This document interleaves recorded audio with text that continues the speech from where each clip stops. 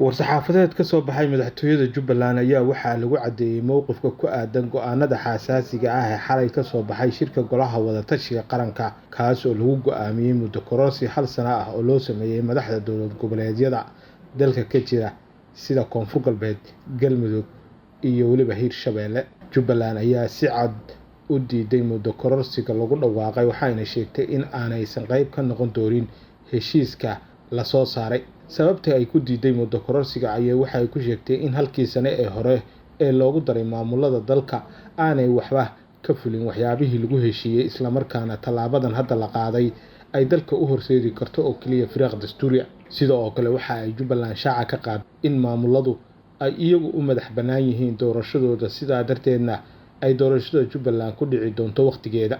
Jubbaland waxa ay xaq u leedahay in ay ilaaliso in firaaq dastuuri ah uusan dhicin oo doorashada heerarka kala duwan ay ku dhacaan waqtigooda oo aysan dhicin muddo kororsi kale. Sida ku cad qodobka 8aad ee dastuurka Jubbaland, guddiga madaxa bannaan ee xuduudaha iyo doorashooyinka Jubbaland ayaa xaq u leh qabashada doorashada golaha deegaanka, baarlamaanka iyo madaxtooyada. Sidaas waxaa lagu yiri war-saxaafadeedkii ka soo baxay madaxtooyada Jubbaland.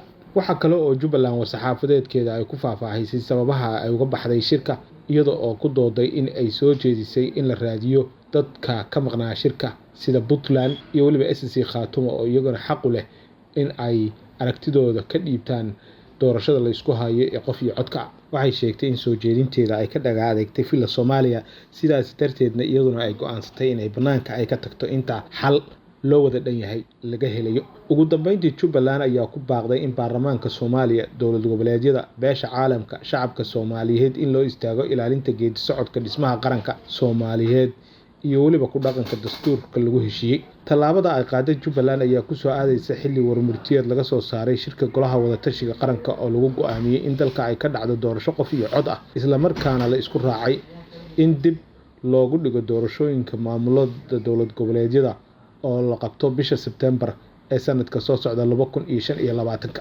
Wixii aragtidaada nagula wadaag qaybta commentiga, kuna soo biir baraha bulshada aan ku leenahay sida Facebooka iyo waliba YouTube-ka. Haddii aad ku cusub tahay YouTube-ka iyo Facebook labadaba subscribe noo saar, Facebook-gana noo follow garee. Mahadsanidin.